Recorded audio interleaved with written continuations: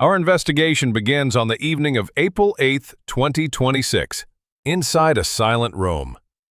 In this story, you and I will uncover exactly what transpired behind closed doors. At that moment, the lights inside St. Peter's Basilica went completely dark. 10,000 people held their breath in the suffocating gloom. Pope Leo XIV stood entirely alone at the altar, preparing to speak 7 words that would send massive shockwaves across the globe. No one, not the cardinals, the press, or the diplomats watching from their embassies, was prepared for what came next. Inside the Apostolic Palace, a small group of worried advisors had gathered around the pontiff. The meeting was completely unscheduled, and absolutely no agenda had been circulated to those in attendance. No official topic had been announced, leaving the gathered advisors in total suspense. They knew only one thing for certain. The Pope had summoned them personally, and he looked like a man who had made a final, irreversible decision.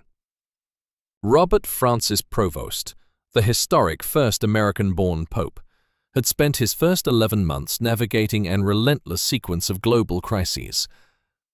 There were devastating wars raging in the Middle East, a brutal conflict in Iran that had claimed thousands of civilian lives, and rising tensions with the most powerful government on earth.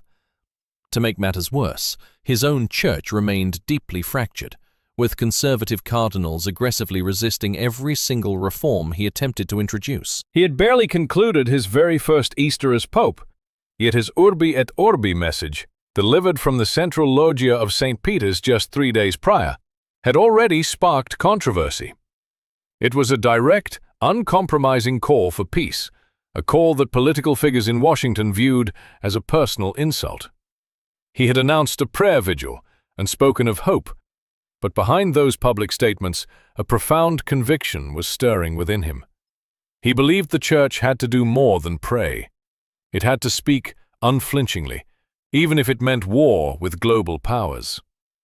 Before we continue our investigation into what happened, please take a moment to click the like button, subscribe to the channel, and comment where you are watching from. Your support truly keeps these investigations alive. That fateful night, the Pope sat at the head of a long wooden table deep inside a restricted chamber of the Apostolic Palace. The walls around them were lined with centuries-old maps, and the ceiling was covered in grand, ancient frescoes, yet no one was looking at the priceless art. Their eyes were locked on him. He placed a single, handwritten sheet of paper onto the polished wood. "I want to speak about darkness," he murmured. An intense silence descended upon the room. Finally, a senior cardinal from the Roman Curia leaned forward asking, "Holy Father, what kind of darkness?" Leo did not blink as he prepared his response. "The kind that is already here," the pontiff replied coldly. What transpired in that secret meeting over the next 40 minutes remained locked away for 3 days. But the fragments that eventually leaked out through anonymous Vatican sources were enough to set the global Catholic community on fire. It became clear that Pope Leo XIV had drafted a message addressing the 3 days of darkness. This ancient prophecy is one of the most controversial, feared, and debated ideas in Catholic tradition. For centuries, mystics warned of an era when absolute dark would cover the earth, allowing evil to roam freely, while only the faithful inside closed doors would survive. No sitting pope had ever dared to address it. The real shock, however, lay in the fact that Leo was not endorsing this ancient prophecy. He was not warning of some impending supernatural eclipse. Instead, he was doing something far more dangerous. He was reinterpreting the prophecy entirely. He argued that this darkness was not a future event, but a spiritual and political reality unfolding in real time. By late that evening, the rumors had already breached the Vatican walls. An anonymous official told a European news outlet that the Pope had declared, "We are living through our own 3 days of darkness." Within hours, that chilling quote was trending in 14 nations, sparking chaotic debates on secular and religious media alike. Online conspiracy forums exploded with activity, while apocalyptic preachers quickly claimed validation for their long-held warnings. Yet, the Vatican remained completely silent. There was no confirmation, no denial, and no clarification, only a deafening quiet that fed wild speculation and transformed whispers into global headlines. This uneasy silence persisted until the morning of April 9th. The Pope appeared at his private chapel for early Mass before a tiny group, including 2 priests, a secretary, and a single Swiss guard. Observers noted that Leo prayed far longer than usual. He remained on his knees for nearly 20 minutes after communion, lost in deep contemplation. When he finally rose, his expression was steady, but his red, tired eyes betrayed the heavy burden he carried. Later that morning, he made a direct, highly confidential phone call to the President of France, Emmanuel Macron. Although the Élysée Palace later confirmed the 11-minute call, their official statement was carefully sanitized to mention only dialogue and conflict resolution. In reality, our investigation reveals that Leo told Macron precisely what he intended to say at the upcoming peace vigil on April 11th. According to a French diplomatic source who was briefed on the matter, Macron listened quietly before responding with a single word: courageous. But then, everything shifted. On the morning of April 10th, the Vatican press office issued what initially seemed like a routine announcement. It stated that Pope Leo XIV would lead a prayer vigil for peace in St. Peter's Basilica on April 11th at 6 o'clock in the evening. However, buried at the very end of the release was a sentence that took everyone by surprise. It noted that the Holy Father would deliver a reflection on the spiritual darkness of our time and the call to remain vigilant. That single line acted as a detonator across Catholic media. Conservative commentators immediately seized on the word darkness, speculating whether the Pope was finally ready to validate the dreaded end times prophecy. Many wondered if the pontiff was signaling the arrival of the end times, while progressive factions quickly dismissed the phrasing as a simple pastoral metaphor. Theologians from all sides began debating the implications, turning social media into a virtual battlefield. Meanwhile, behind the solid walls of the Vatican, a fierce internal debate was raging among the Pope's closest advisors. Critics argued that addressing the 3 days of darkness, even metaphorically, was a historic mistake that risked validating radical apocalyptic cults and conspiracy theorists. Proponents countered that with a world plagued by wars, the leader of the Church had a moral obligation to name the darkness. With artificial intelligence advancing rapidly, without moral guardrails, and millions of people losing their faith, many argued the Pope had to offer a guiding light. Leo listened carefully to both factions before delivering a definitive statement that ended all debate. "If I cannot name what is happening," he said, "I am not a shepherd, I am a decoration." That night, the pontiff worked past midnight, writing his speech by hand. This was a lasting habit from his years as a seminary teacher in Peru, where resources were scarce and words had to be chosen with immense care. He carefully reviewed the book of Exodus, reflecting on the historical 3 days of darkness that God sent upon Egypt. He also studied the book of Revelation, where the 5th angel poured darkness upon the earth, and read passages by St. Augustine concerning the darkness of the human soul. A member of his household staff later revealed that the Pope stood at his study window, silently staring at the illuminated dome of St. Peter's Basilica for 10 long minutes. The majestic dome, lit from below, served as a brilliant beacon visible across the entire city of Rome. Yet, on this particular night, that light seemed to pose a silent, heavy question. When he finally retired to his bedroom, the critical address remained lying on his desk, unfinished, waiting for its ultimate conclusion. The final section of his speech, which would soon shock the world, remained unwritten. He planned to finish it in the morning, or perhaps he already knew the words but could not yet bring himself to write them. As we examine this timeline, you and I can see how the tension was building toward an inevitable climax. The next morning, April 11th, Rome woke up to threatening gray skies. By early afternoon, thousands of eager people had begun gathering in St. Peter's Square. There were passionate pilgrims from Poland carrying banners, families from the Philippines who had traveled for days to witness this event, and young students from African seminaries holding their prayer books tightly. There were elderly women with worn rosaries wrapped tightly around their wrists, alongside young men holding beeswax candles, a subtle nod to the ancient prophecy they had studied online. Street vendors seized the moment, selling blessed candles at triple their normal price, while Italian police confiscated apocalyptic pamphlets near the colonnade. The atmosphere was incredibly electric, blending elements of a pilgrimage, a protest, and an event that defied explanation. The square filled slowly, then suddenly surged all at once. By 4 o'clock in the afternoon, security estimated 8,000 people were present, and by 5 o'clock, the crowd had grown to 12,000. If you and I stood in St. Peter's Square at 5:30 in the evening on that tense day, we would feel the suffocating weight of history. An estimated 15,000 people packed the plaza, while thousands more filed through security checkpoints into the Basilica. Television crews from 32 nations trained their lenses on the massive doors while news helicopters beat the air overhead. Local Italian police had tripled their presence, their bomb-sniffing units having swept the sanctuary twice. At exactly 6 o'clock, the great bells of St. Peter's began to toll. Pope Leo XIV crossed the threshold in plain white vestments, completely alone, moving toward the high altar with a quiet, arresting solemnity. Within the ancient walls of the Basilica, a heavy, absolute silence settled over the vast crowd. Reaching the high altar, the Holy Father turned to confront the massive congregation, his eyes slowly scanning the sea of faces, the fragile elderly, the anxious youth, the frightened, and the desperately hopeful. When he finally spoke, his opening words cut through the stillness like a blade. "Brothers and sisters, we gather tonight not because we are afraid, we gather because we refuse to be blind."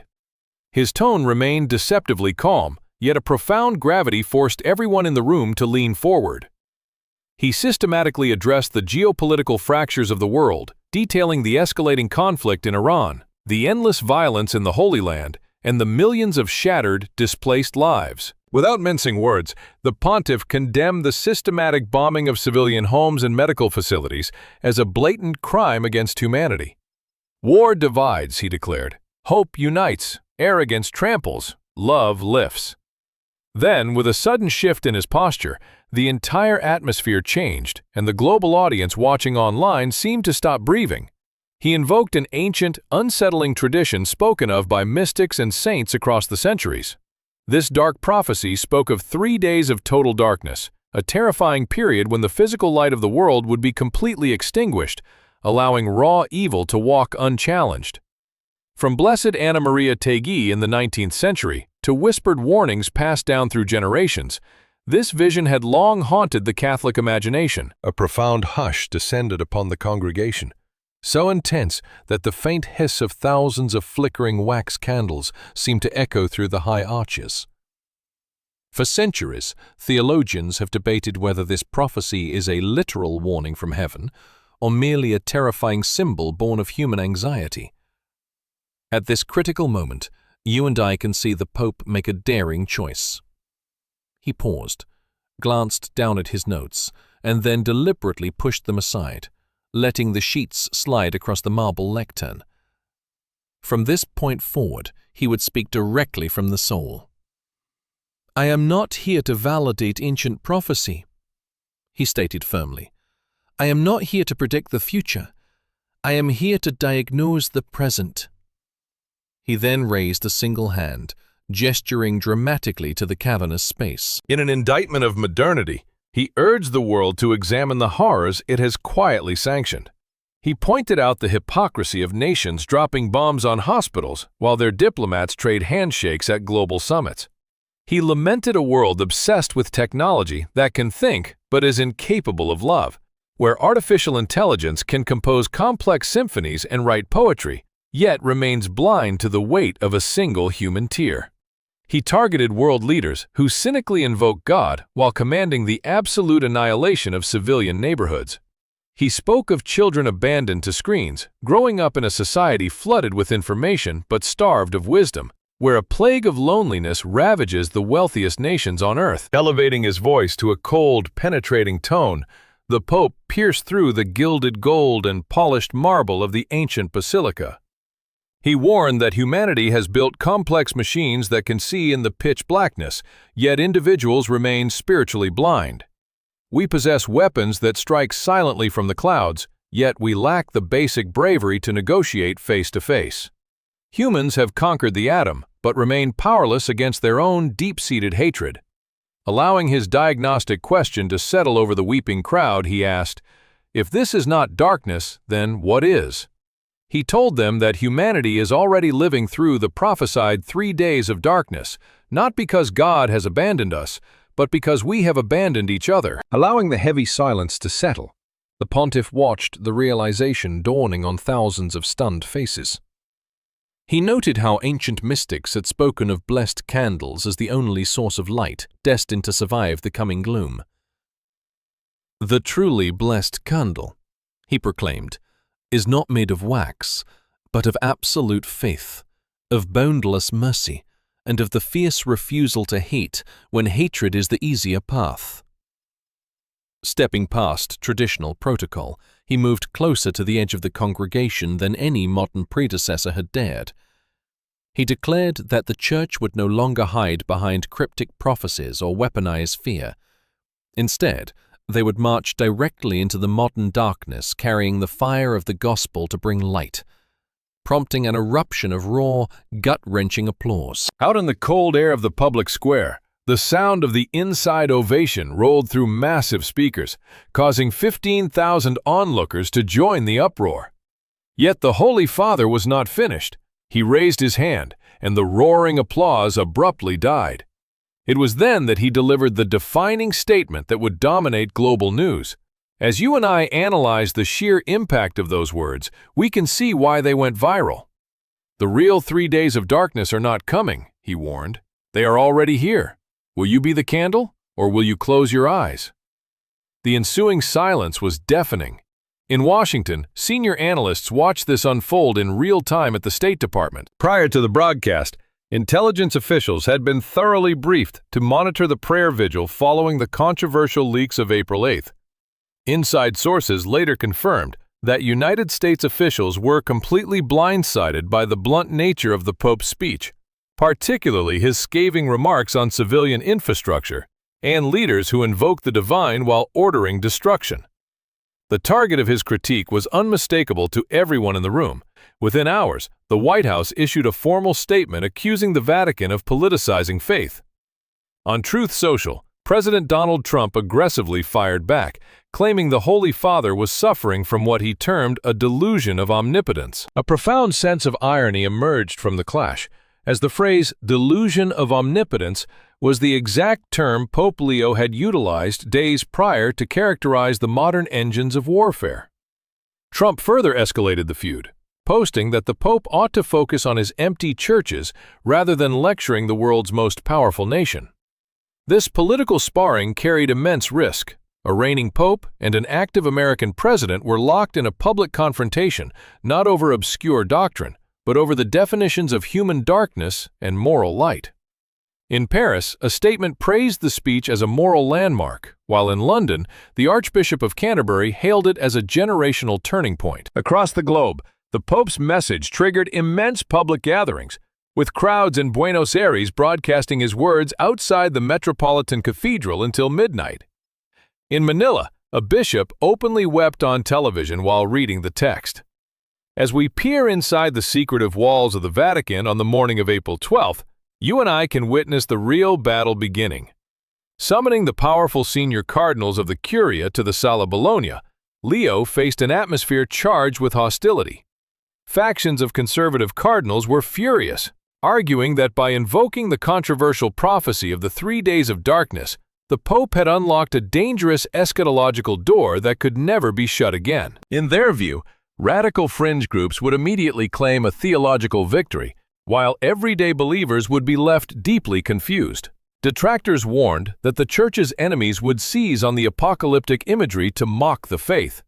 During the heated debate, one prominent cardinal reportedly slammed his palm onto the table, declaring that this was precisely the recklessness they had feared since Leo's election. Other prelates focused on the geopolitical fallout. With Trump's counterattack proving swift and vicious, wealthy American Catholic donors were threatening to withdraw crucial funding from Vatican initiatives. while a prominent United States Catholic university publicly distanced itself from the Pope. As the political and financial consequences mounted by the hour, internal pressure on the pontificate reached a boiling point. Cardinal Gerhard Müller, standing as a chief defender of conservative orthodoxy, confronted the Pope directly, labeling the address reckless and unnecessary. Leo, however, maintained an unsettling composure. He sat in patient silence, allowing each critic to finish without interruption. Once the final voice faded, he deliberately let 3 agonizing seconds of absolute silence stretch across the room. When he finally spoke, his tone was disarmingly gentle. "Tell me, Cardinal, when the house is on fire, do you debate the color of the curtains?" No one in the room dared to answer. Speaking in a low, unwavering register, the Pope made it clear that he was fully aware of the material stakes of his decisions. He acknowledged both the political fallout and the financial threats, but flatly rejected the idea of treating the Church as a corporate entity. "I did not ascend to this chair to manage a corporation," he asserted. "I took it to serve the gospel, and the gospel does not consult donor lists."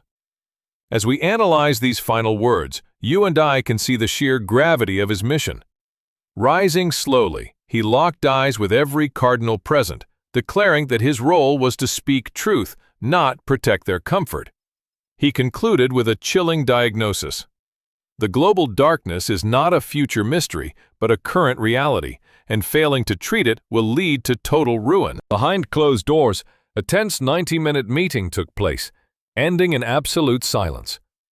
No official press release was issued, yet an anonymous cardinal leaked a striking revelation to a reporter. The cardinal confessed that the Pope is not afraid, and that is precisely what terrifies the hierarchy. A fearless Pope changes everything. By the afternoon of April 12th, the Peace Vigil address was translated into 27 languages on the Vatican website, becoming the most downloaded papal document in modern history. Within 48 hours, the phrase, "Will you be the candle?" was shared over 6 million times online. Pope Leo XIV did what no pontiff before him had dared. By taking one of the most dreaded prophecies in Catholic history, the pontiff managed to turn it into a mirror for humanity. He forced global society to confront its own internal darkness, presenting it not as a future threat, but as a current reality. This was not a divine punishment, but the direct consequence of human choices. Remarkably, he accomplished this without dramatic gestures or supernatural claims, speaking simply as a man of truth at a plain altar. On the morning of April 13th, Leo boarded the papal aircraft for Algeria, commencing his longest international tour.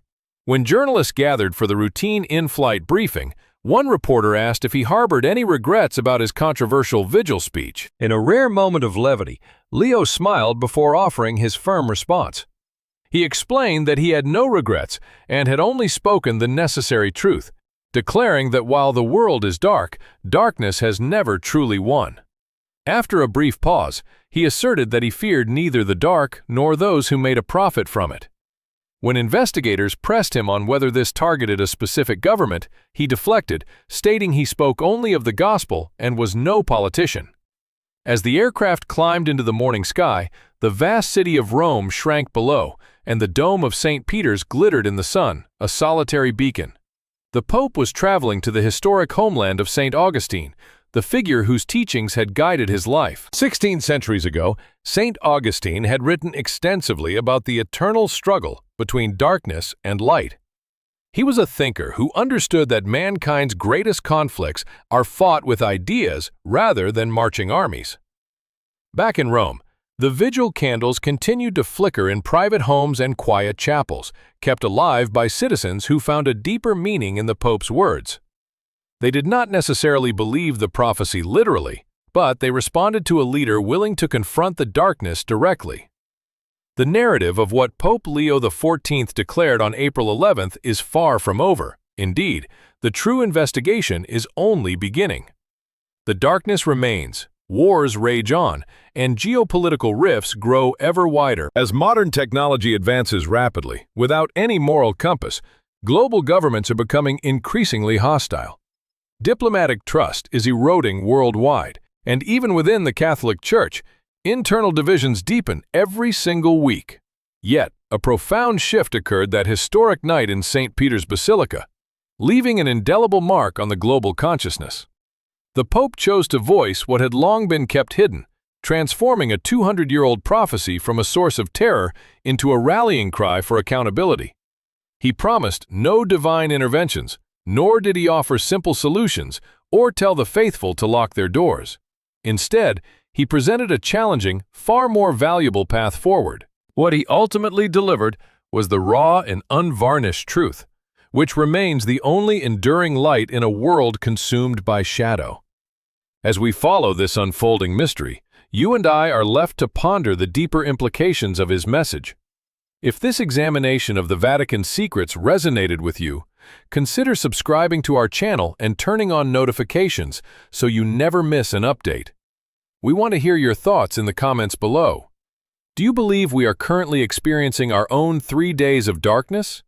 Your perspective is vital to this ongoing investigation, so please share this analysis with others.